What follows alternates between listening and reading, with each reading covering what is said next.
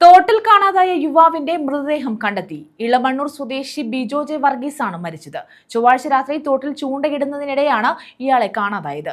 വിദേശത്തായിരുന്ന ബിജോ ഒരാഴ്ച മുമ്പാണ് നാട്ടിലെത്തിയത്. ചൊവ്വാഴ്ച രാത്രി 10 മണിയോടെ ഇളമണ്ണൂർ മാതാവ് പള്ളിയുടെ പുറകിലായി തോട്ടിൽ ചൂണ്ടയിടുന്നതിനിടെയാണ് ഇളമണ്ണൂർ വാളിക്കൽ താഴത്തിൽ 33 വയസ്സുള്ള ബിജോ ജെ വർഗീസിനെ കാണാതായത്. ചൂണ്ടയിടാൻ പോയ ആൾ രാത്രി വൈകിയും തിരിച്ചെത്താത്തതിനെ തുടർന്ന് വീട്ടുകാർ നടത്തിയ പരിശോധനയിൽ ചെരുപ്പ്, ചൂണ്ട എന്നിവ തോടിന്റെ കരയിൽ നിന്ന് കണ്ടെടുത്തു.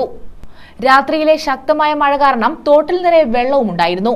രാവിലെ അഗ്നിരക്ഷാസേനയെ വിവരമറിയിച്ചതിനെ തുടർന്ന് അടൂരിൽ നിന്നും പത്തനാപുരത്തു നിന്നും അഗ്നിരക്ഷാസേന എത്തി തിരച്ചിൽ നടത്തി. ഇയാൾക്ക് അപസ്മാരം ഉണ്ടാകാറുണ്ടെന്ന് വീട്ടുകാർ പറഞ്ഞു. വിദേശത്തായിരുന്ന ഇദ്ദേഹം ഒരാഴ്ച മുൻപാണ് നാട്ടിലെത്തിയത്. ഇളമണ്ണൂർ ആശുപത്രിപ്പടി പാലത്തിന് സമീപമായാണ് മൃതദേഹം കണ്ടെത്തിയത്. അനഘയാണ് ഭാര്യ. News bureau, Pathanapuram.